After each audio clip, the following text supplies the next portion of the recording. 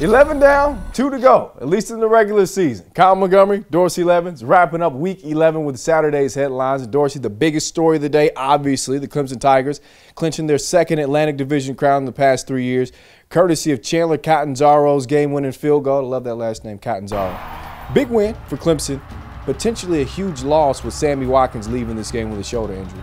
Definitely a big loss. He's by far the most explosive player on their offense. Going to be sorely missed if he can't play next week, but the most encouraging thing is that quarterback Taj Boyd spread the ball around in his absence to other guys on the offense that we don't normally hear about, guys like Jerron Brown, Adam Humphries, Brandon Ford, names that don't normally jump at you in the box score, but they showed up today in Watkins' absence and did a pretty good job. Yeah, hopefully he'll be all right. According to a school spokesman, it's a sprained AC joint in his shoulder. Status uncertain for next week's game against NC State.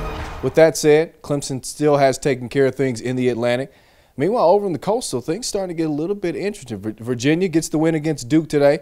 Now just a game behind division leader Virginia Tech. What are they doing that could potentially cause problems for Florida State next week?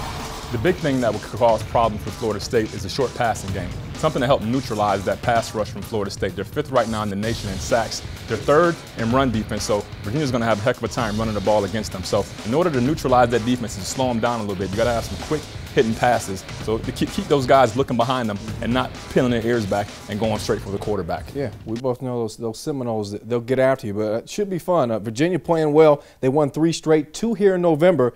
They had lost 13 straight previously in the month of November. All right, let's take a look at some of Saturday's news and notes. Florida State, just got done talking about those guys.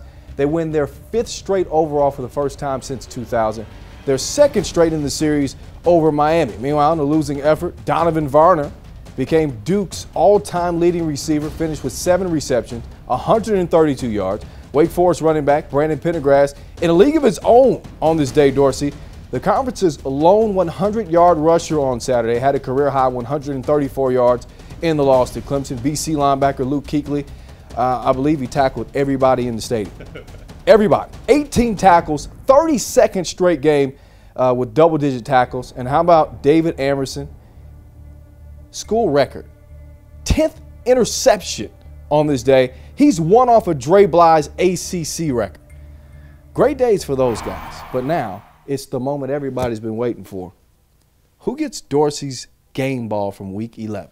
Well, you know, I'm kind of partial to running backs. You know, I thought about Brandon Pendergrass at Wake Forest, 134 yards career day. He was on my radar. David Wilson, I love, running back from Virginia Tech. He had a career day, 175 yards rushing.